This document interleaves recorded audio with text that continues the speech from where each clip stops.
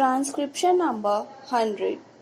Sir, it is usual in all parliamentary systems of government for the President at the opening of a session to address both houses of Parliament.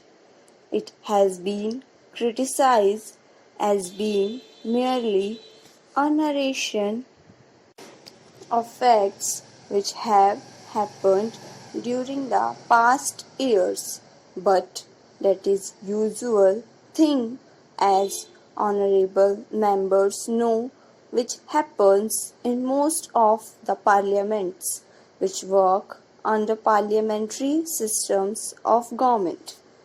I am sure that the honorable members are aware that India has always stood for peace, and ever since her independence has done what she could to preserve peace in the world. Both in Korea and in Indochina, our efforts led to a ceasefire, and for the first time, with the settlement of the Indochina problem, there was no shooting war anywhere in the world. But now again there are war clouds, especially in the Far East, as has been emphasized by the Prime Minister time and again. Patience and tolerance are necessary to solve the tangle in Formosa. Our government have recognized the Chinese People's Republic as a government of China and have recognized the Chinese claim to the Cairo Declaration. If the Cairo Declaration is to have any value, then it is fairly certain that Formosa is part of China. But at the same time, one cannot forget the fact that things have got to be tackled patiently if this problem of Formosa is to be solved in a peaceful manner. That will take time, and it is towards that end. I am sure that our Prime Minister is working so that there will be no clash in the Far East with regard to the question of Formosa.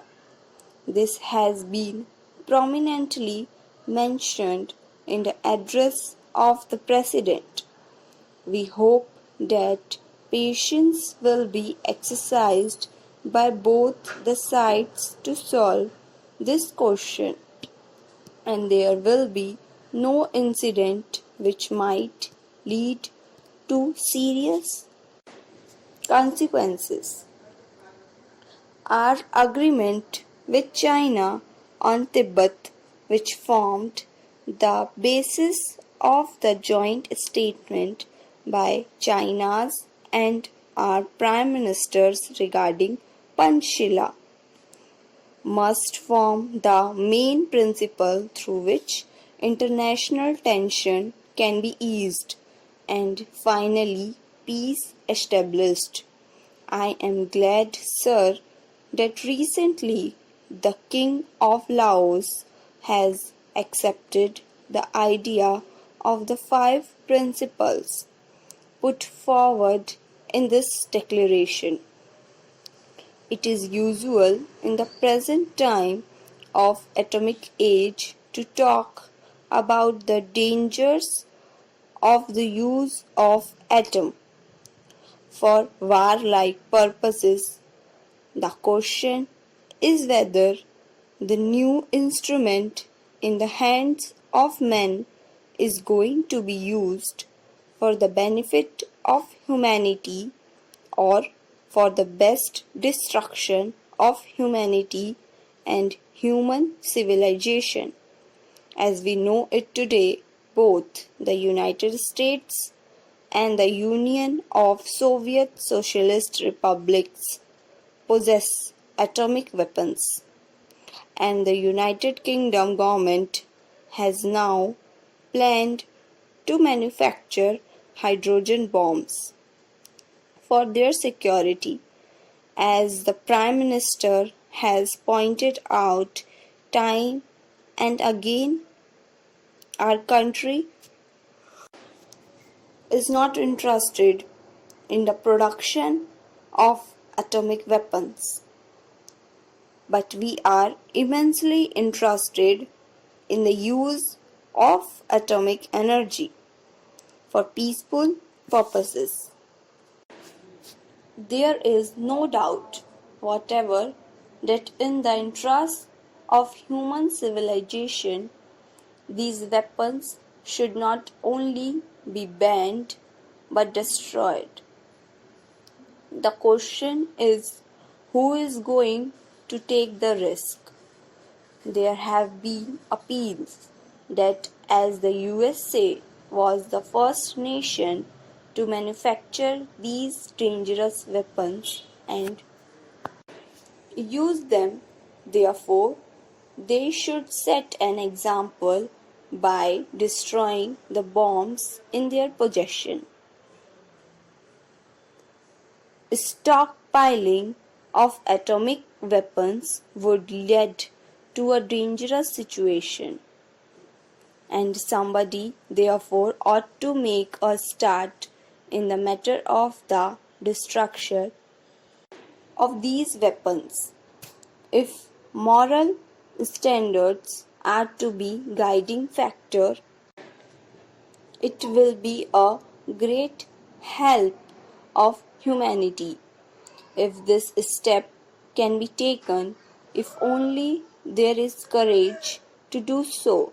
The USSR will have to follow suit, but unfortunately, there is the fear complex.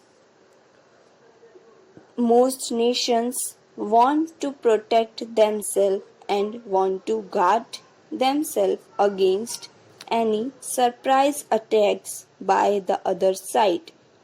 So the armaments race goes on.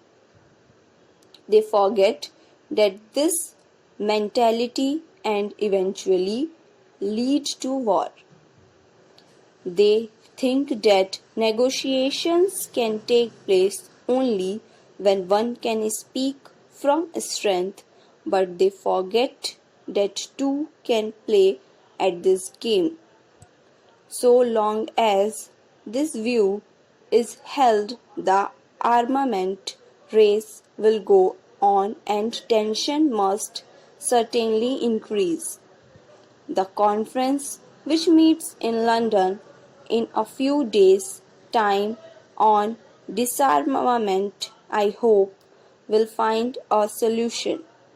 The complete banning of nuclear weapons must be the first step that any conference should strive at, and I hope that under proper international supervision, this step will be taken. But connected with this is the question of the reduction of conventional armaments. There must be a realistic approach to this problem.